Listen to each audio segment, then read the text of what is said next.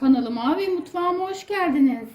Evet sevgili dostlar, kolaylıkla yapabileceğiniz enfes bir börekle geldim.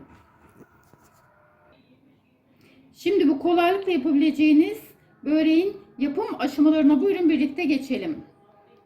Hamurumu yoğurmak üzere 3 tane yumurtamı tabağıma aldım. Evet 4 tane sarı görüyorsunuz.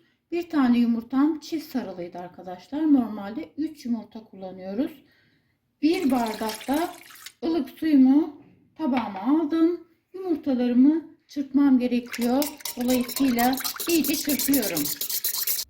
Artık unumu dahil etmeye başlıyorum.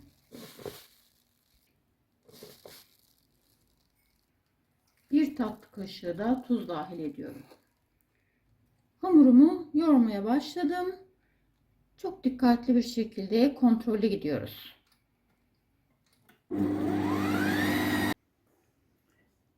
Evet, orta sertlikte güzel bir hamur elde ettik. Ele yapışmayan bir hamur bu. Tezgahıma bir miktar un aldım. Her ne kadar da ele yapışmasa da unumuzu tezgahımıza aldık. Üzerine hamurumuzu aldık. Şimdi bezeleri ayırıyoruz. Evet 5 bardak un kullandım.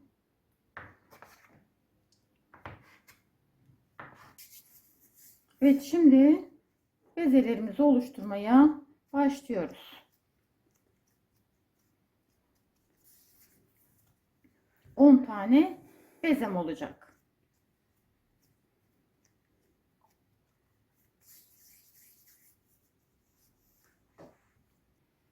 Bezelerimi oluşturdum. Tezgahımın bir kenarına bir miktar un aldım. Bezelerimi üzerine alıyorum. Daha sonra üzerini kapatacağım. 10 dakika bekleteceğim. 10 dakika bekledik. Bezemin bir tanesini tezgahıma aldım. Altına üstüne un alarak açmaya başladım. Tabii ki diğerlerinin üzerine kapatıyorum.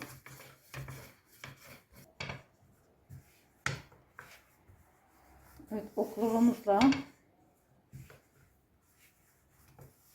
açmaya devam ediyoruz. Açabildiğimiz kadar açıyoruz.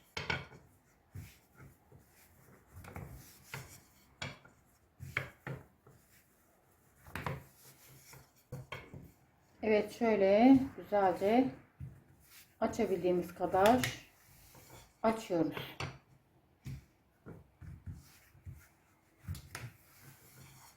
Kocaman açtık.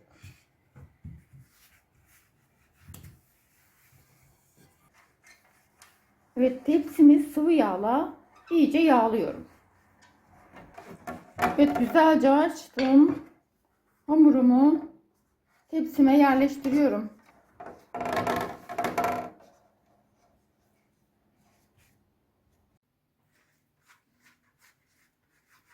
Evet tepsimi aldım.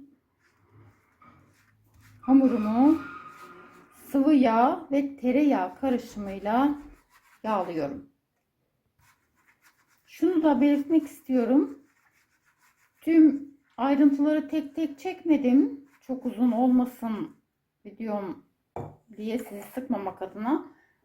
Tüm hamurlarımı açtım. Böyle üzerini örterek kenara aldım. Şimdi tepsime yerleştiriyorum sırasıyla. Evet ikinci hamurumu da tepsime yerleştirdim. Onun da üzerini yağlıyorum. Evet 5 tane yufkamı diyelim. Yufkamı açtık çünkü yufka oluştu. 5 yufkamı bu şekilde yerleştiriyorum. Her arayı sıvı yağ ve tereyağı karışımıyla yağlıyorum. Şunu da ayrıca belirtmek istiyorum arkadaşlar. 10 dakika bekledim ben bezede. Eğer vaktiniz var ise 1 saat bekleyin derim. Çünkü siz bekledikçe bezeleriniz çok daha kolay açılacaktır. Vakti olmayanlar için 10-15 dakika kafidir. 5. yufkamı da serdim. Yine sıvı yağ ve tereyağı karışımıyla yağladım.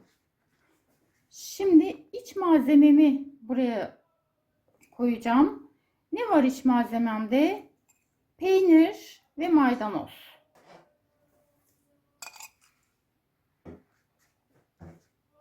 Her tarafına güzelce yayacağım.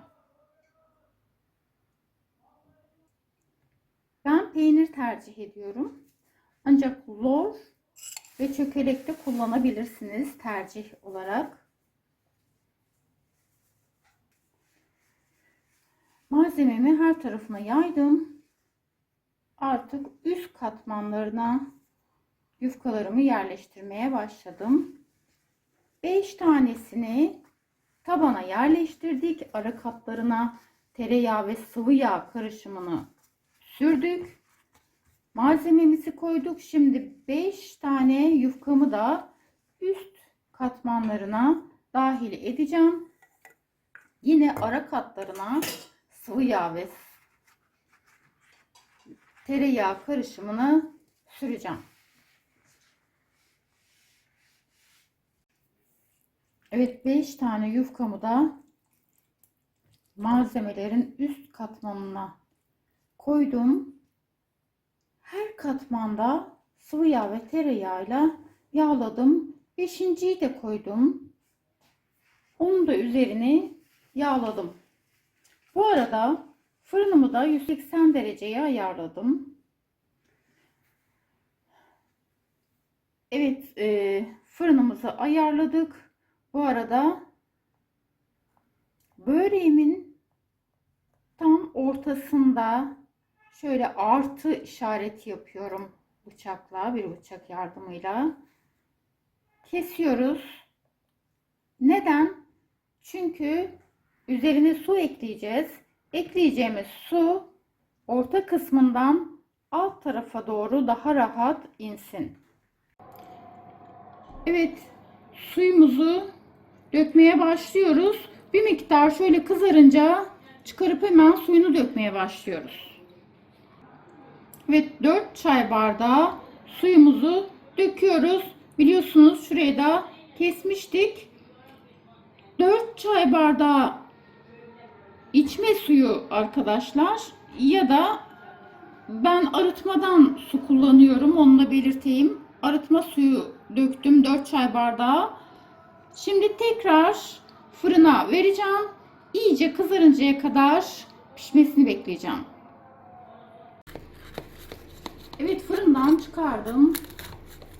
10 dakika kadar dinlendiriyoruz arkadaşlar, çıkardıktan sonra kendisini toparlaması için. Şimdi doğruyoruz. Evet, gördüğünüz gibi katları sayılıyor. Muhteşem bir börek. Bizlerden bu kadar. Yapacak yiyecek olanlara sağlıklı, afiyet olsun. Keyfiniz hep yerinde olsun. Bizi izlemeye devam edin. Yeni tariflerimizden haberiniz olsun.